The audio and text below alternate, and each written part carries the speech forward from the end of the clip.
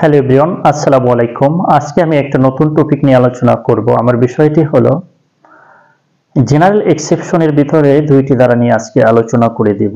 সেটা হলো দণ্ডবিধি 1860 সালের 88 ধারা এবং 92 ধারা। এই দুইটি ধারার ভিতরে একটা মিল রয়েছে এবং আমরা অনেক সময় দেখে থাকি আমাদের দেশে ডাক্তাররা যেভাবে চিকিৎসা করতেছেন, তো এটা আসলে কিভাবে করেন। অনেক সময় আমরা দেখি যে চিকিৎসা করতে গিয়ে রোগী মারা যায়।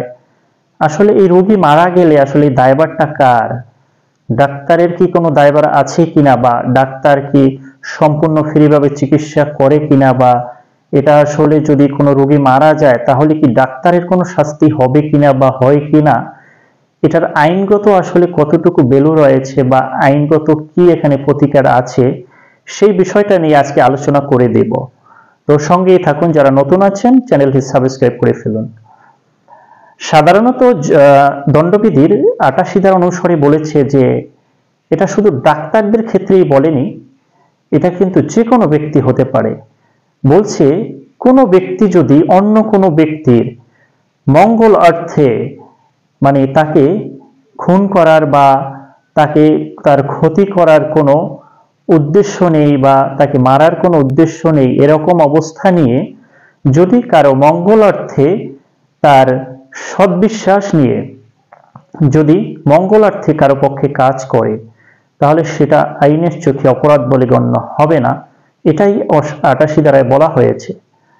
আমি আবার একটু ক্লিয়ার করি আসলে সংক্ষেপে। সেটা হলো, বলছে সৎ উদ্দেশ্য নিয়ে, গুড ফেইথ নিয়ে, অর্থাৎ সৎ বিশ্বাস নিয়ে কারো মঙ্গল অর্থে, কারো উপকার অর্থে যদি কেউ কাজ করে থাকে, তাহলে সেটা কিন্তু আইনের চোখে অপরাধ বলে গণ্য হবে না। কিরকম সেটা? দেখা যায় একজন এমবিবিএস ডক্টরের কাছে আপনি একজন মুমূর্ষ রোগীকে নিয়ে গেছেন, সেটা তার এই যে উপকারটা করবে বা এই যে তার মঙ্গলার্থে সদ্বিশ্বাসে কাজ করবে, সেটা তার সম্মতি সহকারে হতে পারে। সাধারণত এরকম যদি অবস্থা হয়ে যায় যে একজন ব্যক্তি গুরুতর অসুস্থ আছে, তাকে কেউ মেরেছে বা তাকে কেউ কুপিয়েছে, তো সেক্ষেত্রে যখন তাকে মেরেছে তাকে তো অবশ্যই হসপিটালে নেওয়া হবে এবং ডক্টর চিকিৎসা করবে। এরকম গুরুতর তাকে কুপিয়েছে, এখন তার অপারেশন দরকার হবে। সেক্ষেত্রে ডক্টর সাহেব কি করলেন? তার সম্মতি নিয়ে অথবা তার আত্মীয় স্বজনের কারো সম্মতি নিয়ে তার মঙ্গলার্থে সৎ বিশ্বাসে, কোনো খারাপ কোনো উদ্দেশ্য নেই, তাকে মেরে ফেলার কোনো উদ্দেশ্য নেই, এরকম কোনো ইন্টেনশন নেই তার, এরকম সদ্বিশ্বাস মঙ্গলার্থে তার যদি চিকিৎসা করে, এই চিকিৎসায় যদি সে ভালো হয় তো সমস্যা নেই। যদি এই চিকিৎসায় অস্ত্রোপচার করতে গিয়ে বা অপারেশন করতে গিয়ে যদি উক্ত ব্যক্তি মারাও যায়, সেক্ষেত্রে কিন্তু ডক্টরের এখানে অপরাধ বলে গণ্য হবে না। কারণ কি? এখানে এখানে দুইটি জিনিস এখানে উপস্থিত থাকতে হবে। সেটা হলো ওই ডক্টরের সদ্বিশ্বাস ছিল কিনা, তার যে চিকিৎসা করলো এই তার গুড ফেথ ছিল কিনা এই চিকিৎসার পিছনে, এবং তার মঙ্গলার্থে সে কাজটা করেছে কিনা, তার ভালোর দিকে যাবে, সে সুস্থ হবে, এই বিশ্বাস নিয়ে সে চিকিৎসা করেছে কিনা, তাহলে কিন্তু এই ডক্টর কোনো অপরাধ করেছে বলে গণ্য হবে না। সে যদি, এই রোগী যদি মারাও যায় অপারেশনে, তাহলে কিন্তু ডক্টরের দায়ভার থাকবে না, কারণ সে সৎ বিশ্বাসে চিকিৎসাটা করেছে এবং মঙ্গলার্থে, রোগীর মঙ্গলার্থে চিকিৎসা করেছে। এটা কিন্তু রোগীর সম্মতি নিয়েই করতে পারে, অথবা রোগীর আত্মীয় স্বজনের সম্মতি নিয়ে সেটা হতে পারে, করতে পারে চিকিৎসা। তো এই গেল এক, যে ডক্টর তার সম্মতি নিয়ে, সৎ বিশ্বাস নিয়ে, অর্থাৎ গুড ফেইথ নিয়ে, মঙ্গলার্থে, তার খারাপ কোনো উদ্দেশ্য ছিল না, তাকে মেরে ফেলার কোনো উদ্দেশ্য ছিল না, চিকিৎসা যদি করে, তাহলে সেটা কিন্তু আইনের চোখে অপরাধ বলে গণ্য হবে না। এবারে আমরা জানবো যে এখানে, তবে এখানে আরো কিছু এখানে লক্ষ্য রাখতে হবে। এরকম যদি হয়, তবে এখানে তার যদি প্রি প্ল্যান থাকে, এরকম থাকে না, শত্রুপক্ষ টাকা দিয়ে ডক্টরে তার ভুল চিকিৎসা করিয়ে চিকিৎসার নাম দিয়ে তাকে মেরে ফেলতে পারে, এটা যদি হয়ে থাকে তাহলে কিন্তু এটা মার্ডার হতে পারে, ডক্টর কিন্তু মার্ডার কেসে পড়তে পারেন।